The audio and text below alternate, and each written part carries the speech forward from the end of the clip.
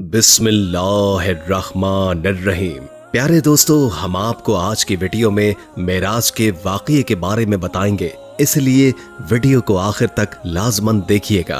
Taif के सफर के बाद मेराज का वाक़या पेश आया, जो हुजूर नबी करीम सल्लल्लाहु अलैहि वसल्लम पर अल्लाह ताला का खास इनाम और नबूवत का बहुत बड़ा मौजज़ा था। ये वाक़या इस तरह हुआ कि हुजूर नबी करीम सल्लल्लाहु अलैहि वसल्लम मक्का मौज़मा में हजरत उम्मे हानी रज़ियल्लाहु ताला अन्हु के घर रात के वक्त आराम फरमा रहे थे कि अल्लाह ताला ने हजरत जिब्रील अलैहिस्सलाम और हजरत मीकाईल अलैहिस्सलाम को आपके पास भेजा। वो आपको मस्जिदुल हराम ले गए, फिर वहां से बुर्राक पर सवार करके मस्जिद अक्सा ले गए, जहां तमाम अंबिया अलैहिस्सलाम ने आपकी इक्तदा में नमाज अदा की। इसके बाद आपको सातों आसमानों की सैर कराई गई और आप अल्लाह ताला से हम कलाम हुए। इस सफर की कुछ अहम तफसीलात ये हैं। हुजूर नबी करीम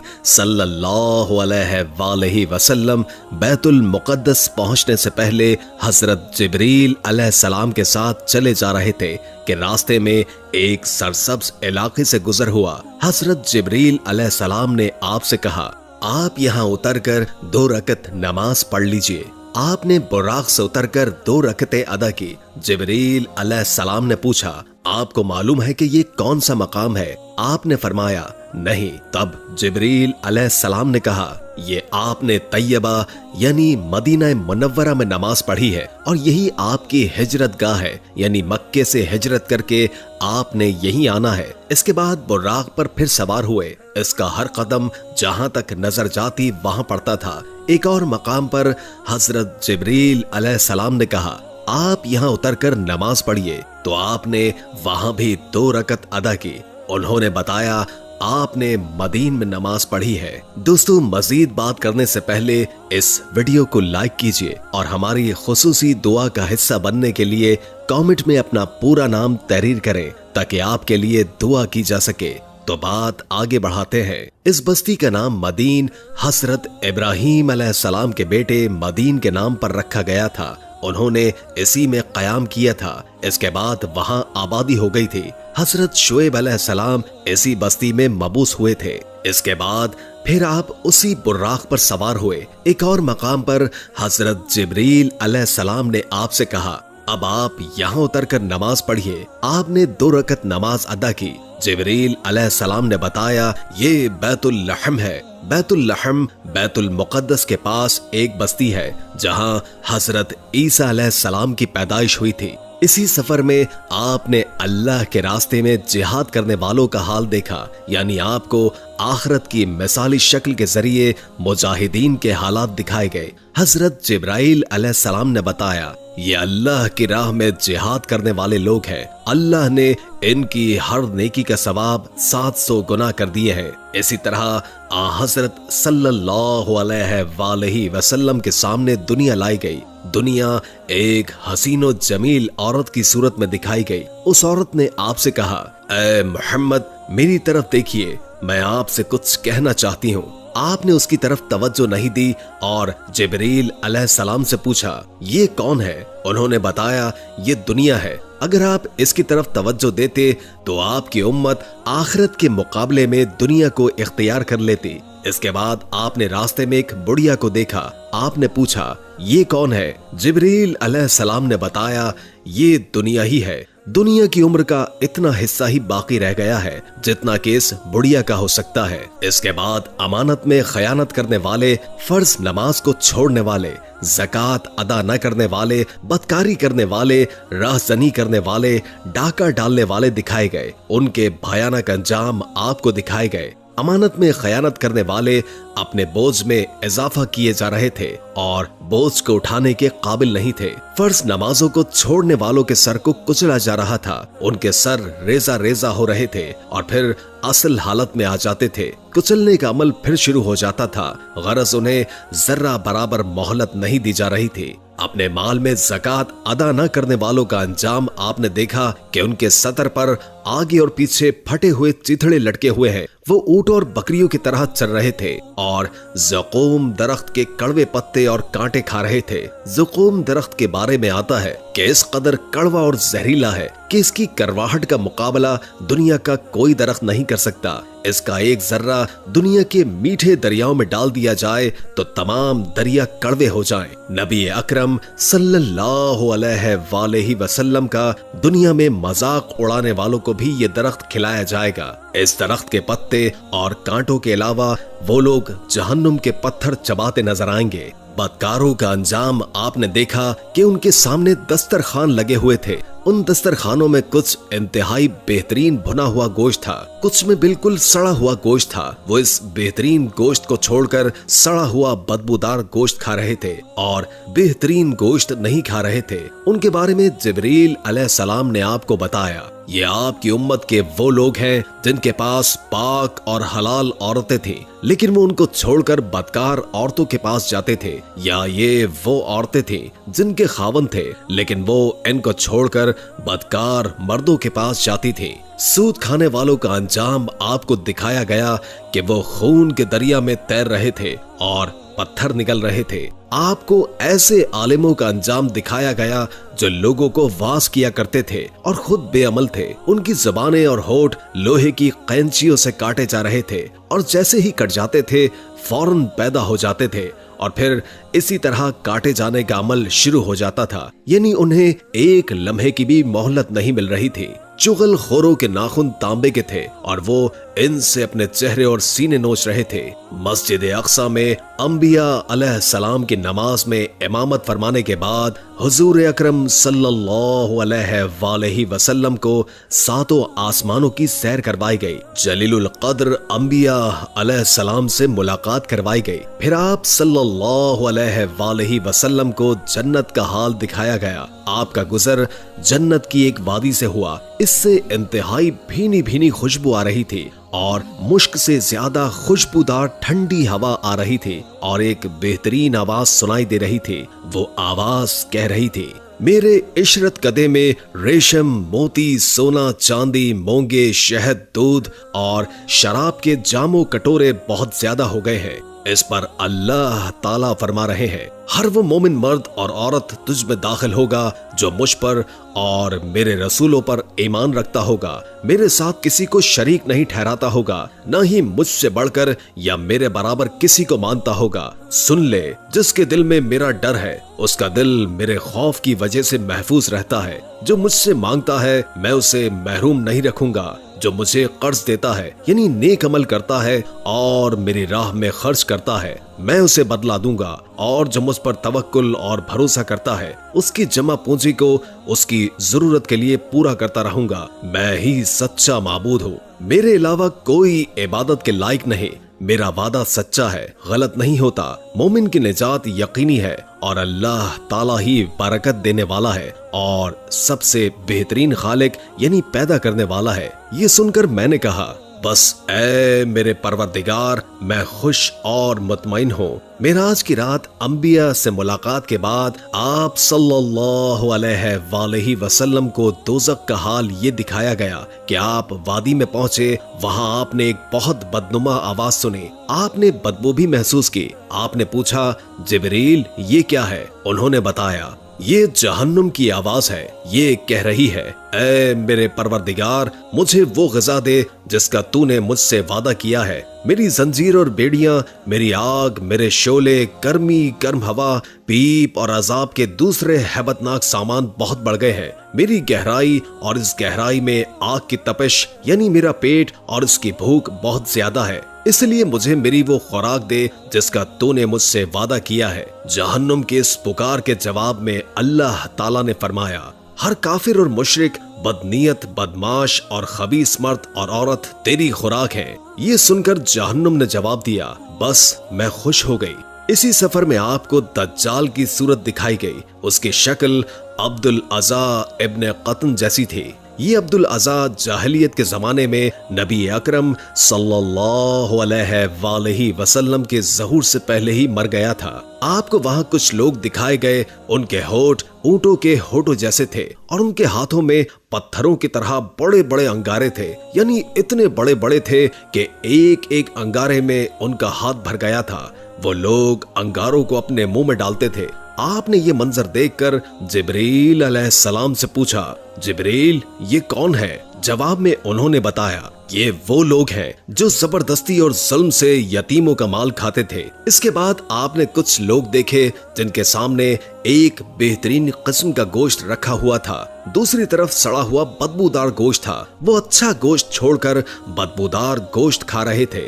आप अलैहिस्सलाम ने जिब्रील अलैहिस्सलाम से पूछा, ये कौन लोग हैं? उन्होंने बताया, ये वो लोग हैं जिनको अल्लाह ताला ने पाक दामन औरतें यानी बीवियां दी थी, मगर ये उन्हें छोड़कर दूसरी औरतों के पास जाते थे, या वो ऐसी औरतें हैं जो अपने खावंद को छोड़कर दूसरे मर्दों के पास जाती थी। आपने वहां ऐसे लोग देखे जो अपने ही जिस्म से पहलुओं का गोश्त नोच नोच कर खा रहे थे। उनसे कहा जा रहा था, ये भी इसी तरह खाओ जिस तरह तुम अपने भाई का गोश्त खाया करते थे। आपने दरियाफ्त फरमाया, ये कौन लोग हैं?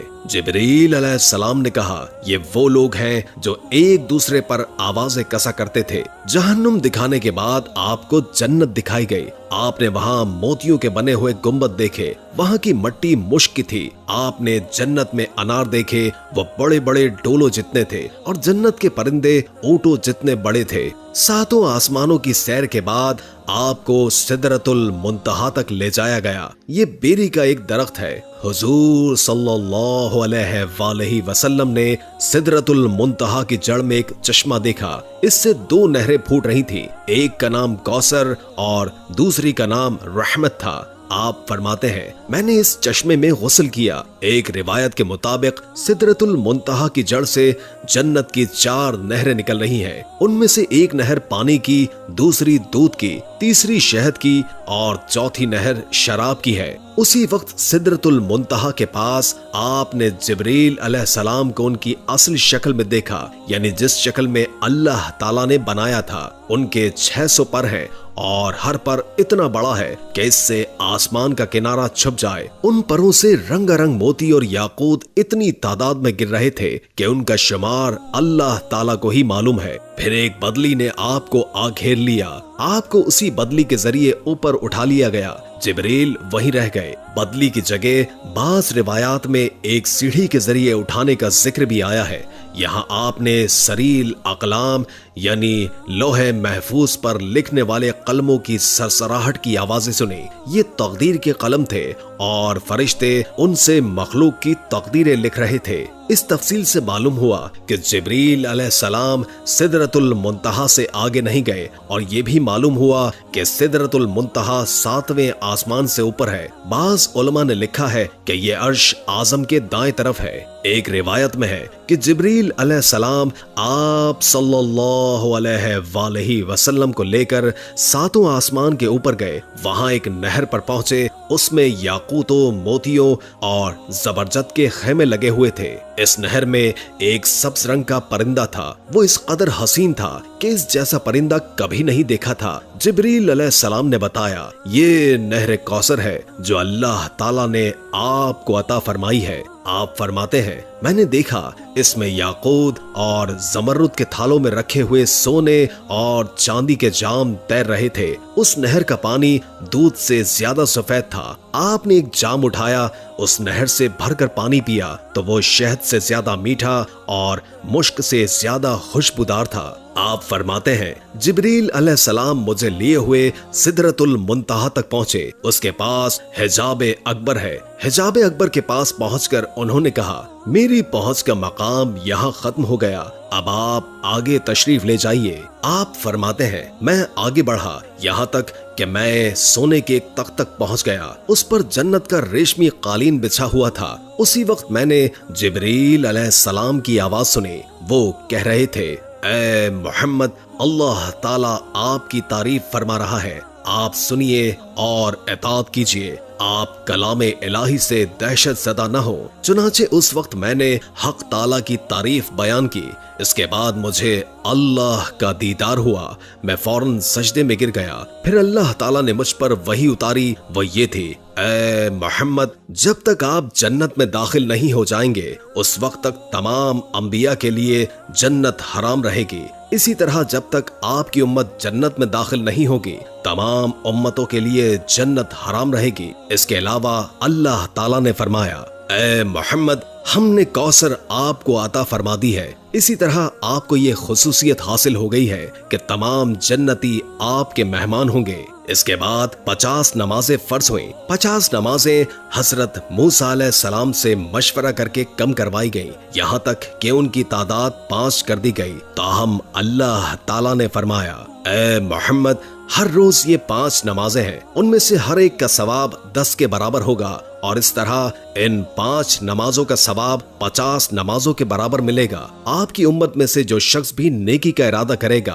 और फिर नहीं कर सके तो मैं उसके हक में सिर्फ इरादा करने पर 1 नेकी लिखूंगा और अगर उसने वो नेक अमल कर भी लिया तो उसे 10 नेकियों के बराबर लिखूंगा। और जो शख्स बदी का इरादा करे और फिर उसको न करे तो भी उसके लिए 1 नेकी लिख दूंगा और अगर उसने वो बदी कर ली तो उसके नतीजे में 1 बदी लिखूंगा। आप फरमाते हैं, मैंने जन्नत के दरवाजे पर लिखा देखा, सदक़े का सिला 10 गुना है और कर्ज का सिला 18 गुना है। मैंने जिब्रील से पूछा, ये क्या बात है कि कर्ज देना सदक़े से अफजल है? जवाब में उन्होंने कहा, इसकी वजह यह है कि साइल जैसे सदका दिया जाता है वो मांगता है तो उसी वक्त उसके पास कुछ न कुछ होता है, जबकि कर्ज मांगने वाला उसी वक्त कर्ज मांगता है जब उसके पास कुछ भी न हो।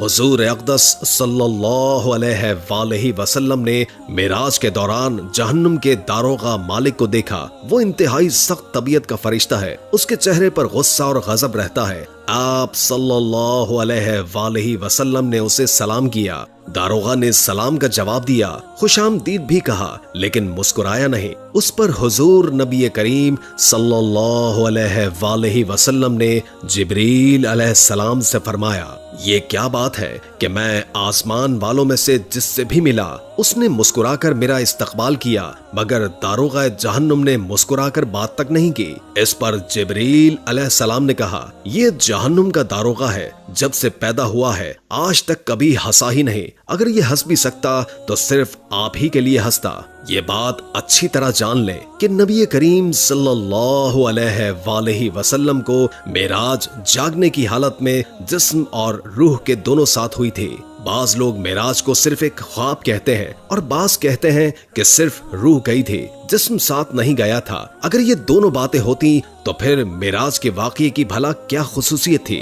ख्वाब में तो आम आदमी भी बहुत कुछ देख लेता है। मेराज की असल खुसूसियत ही यही है कि आप सल्लल्लाहु अलैहि वसल्लम जिस्म समेत आसमानों पर तशरीफ ले गए, लिहाजा गुमराह लोगों के बहकावे में मत आए। और फिर ये बात भी है कि अगर ये सिर्फ ख्वाब होता या मेराज सिर्फ रूह को होती तो मुशरिकीन मक्का मजाक न उड़ाते, जबकि उन्होंने मानने से इनकार किया और मजाक भी उड़ाया। ख्वाब में देखे किसी वाक़ये पर भला कोई क्यों मजाक उड़ाता? मेराज के वाक़ये में इस मसले में भी इख्तिलाफ पाया जाता है कि नबी करीम सल्लल्लाहु अलैहि वसल्लम ने अल्लाह ताला को देखा या नहीं। इस बारे में दोनों तरह की अहादीस मौजूद हैं। इस मामले में बेहतर यही है कि हम खामोशी इख्तियार करें, क्योंकि ये हमारे एतकाद का मसला नहीं है, न हमसे क़यामत के दिन ये सवाल पूछा जाएगा। हुजूर सल्लल्लाहु अलैहि वसल्लम अल्लाह ताला से हम कलामी के बाद आसमानों से वापस जमीन पर तशरीफ ले आए।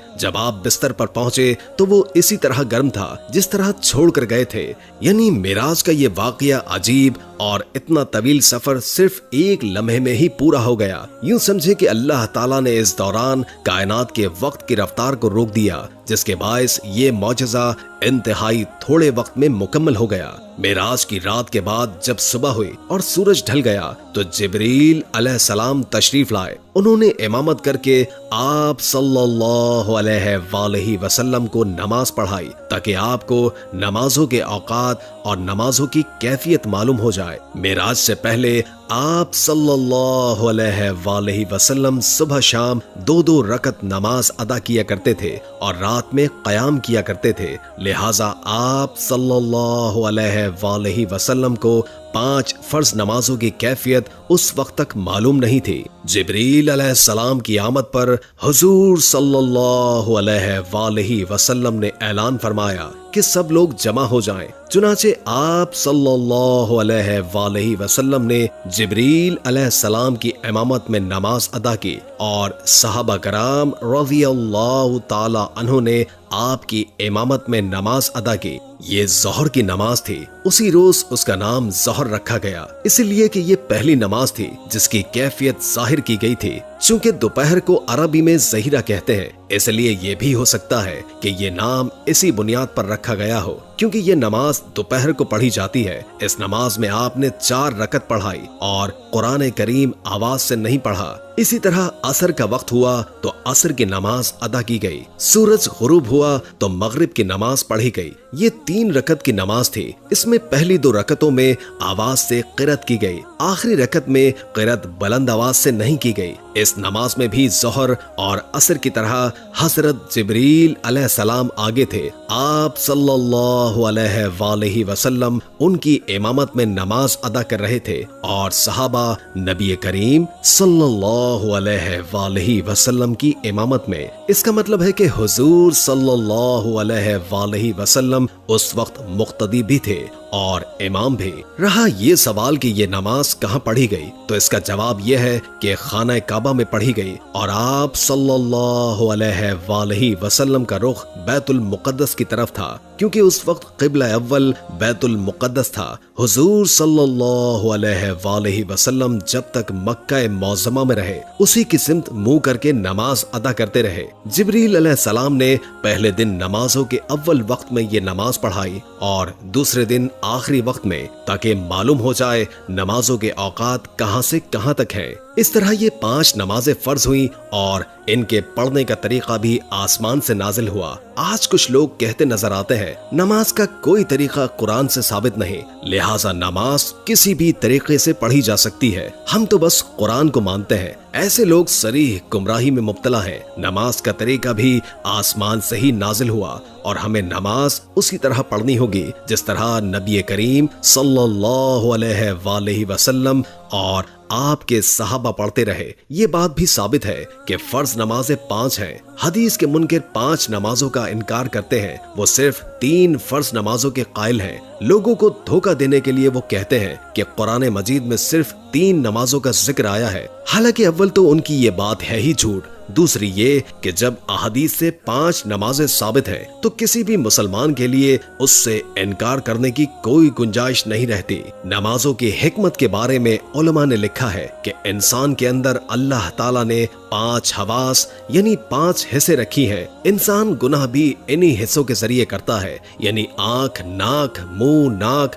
आज़ाओ जवारे यानी हाथ पांव। लिहाजा नमाजें भी 5 मुकर्रर की गई हैं ताकि इन 5 हवासों के जरिए दिन और रात में जो गुनाह इंसान से हो जाए वो इन 5 नमाजों के जरिए धुल जाएं। इसके अलावा भी बेशुमार हिकमतें हैं। ये भी याद रखें कि मिराज के वाक़ये में हुजूर सल्लल्लाहु अलैहि वसल्लम का आसमानों पर जाना साबित करता है कि आसमान हकीकत में मौजूद है। मौजूदा तरक्की याफ्ता साइंस का ये नजरिया है कि आसमान का कोई वजूद नहीं, बल्कि ये कायनात एक अजीम खला है। इंसानी निगाह जहां तक जाकर रुकती है वहां इस खला की मुख्तलिफ रोशनियों के पीछे एक नीलगू हद नजर आती है। इसी नीलगू हद को इंसान आसमान कहता है, लेकिन इस्लामी तालीम ने हमें बताया है कि आसमान मौजूद है और आसमान इसी तरतीब से मौजूद है जो कुरान और हदीस ने बताई है। कुरान मजीद की बहुत सी आयात में आसमान का जिक्र है, बाज आयात में 7 आसमानों का जिक्र है, जिनसे मालूम होता है कि आसमान एक अटल हकीकत है, न कि नजर का धोखा। उम्मीद है कि आज की वीडियो आपको अच्छी लगी होगी। अगर वीडियो अच्छी लगी हो तो लाइक करके हमारे चैनल को सब्सक्राइब कर दें और बेल आइकॉन को क्लिक कर दें ताकि आपको हमारी नई आने वाली वीडियोस का पता चलता रहे। अगर जिंदगी रही तो एक और वीडियो के साथ इंशाअल्लाह हाजिर होंगे। अभी हमें इजाजत दीजिए। अल्लाह हाफिज।